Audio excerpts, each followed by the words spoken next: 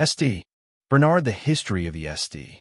Bernard began high in the snow-covered Alps, where amid icy winds and treacherous gorges more than 2,000 years ago, the blood of powerful Asian mastiffs brought by Roman legionaries mixed with that of local mountain dogs.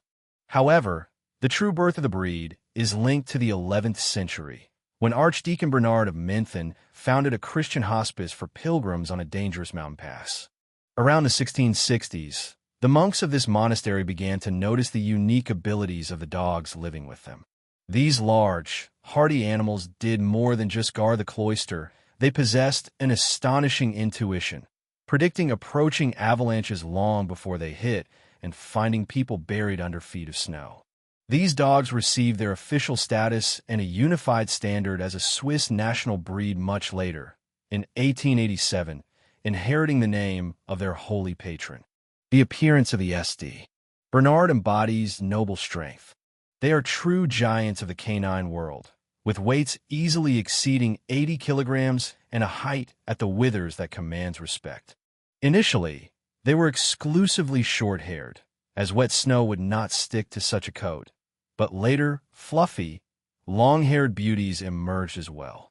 They are easily recognized by their characteristic white and red coat and a dark, almost black mask on their face.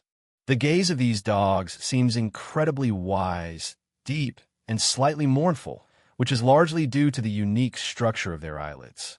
Behind this imposing exterior lies a remarkably gentle, phlegmatic, and sweet-tempered nature. St. Bernards are endlessly devoted to their human families, possessing boundless patience and tenderness toward children, which has earned them a reputation as ideal nannies. Granted, a future owner should be prepared for their purely physiological quirks. These giants are prone to snoring loudly in their sleep and drooling from an excess of affection. In days gone by, the primary calling of the St. Bernard was search and rescue. The monks would send them into the mountains in pairs. Upon finding a person under a snowdrift, the dogs would dig them out, after which one dog would lie on top of the traveler to warm them with its body heat, while the second would race back to the monastery to bring help. In today's world, where technology has largely replaced dogs in rescue operations, St. Bernards have changed professions. Now they most often serve as wonderful companion dogs for country living, work in canine therapy to bring peace and comfort to patients in hospitals, and, of course, act as reliable but non-aggressive guardians capable of scaring off any intruder with their deep, booming bark alone. The breed achieved global fame thanks to extraordinary stories and mass culture. The most famous representative of the breed was a dog named Barry, who lived in the Alpine hospice in the early 19th century. During his lifetime, he saved 40 people, and his most brilliant feat was rescuing a young boy whom Barry not only warmed up, but also managed to carry on his back all the way to the monastery gates. Thanks to the English painter Edwin Landseer, the famous myth of the wooden brandy keg around the dog's neck became associated with St. Bernards. The artist simply added it to his painting for aesthetic appeal, though in reality, the dogs never carried such a burden, as it would have hindered their search efforts. At the end of the 20th century, the breed experienced a second wave of worldwide adoration following the release of the comedy movie Beethoven. This film permanently cemented the St. Bernard's image as a huge, slightly clumsy, but endlessly loving, loyal, and intelligent friend who is ready to turn the whole house upside down for the happiness of his owners.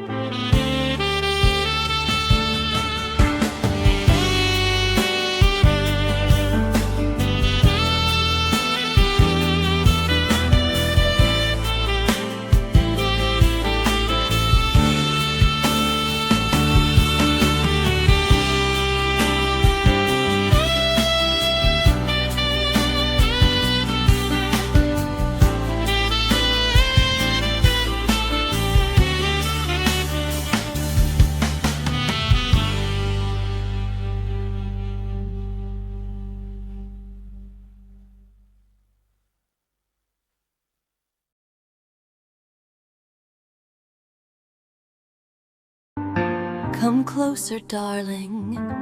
It's so lovely here with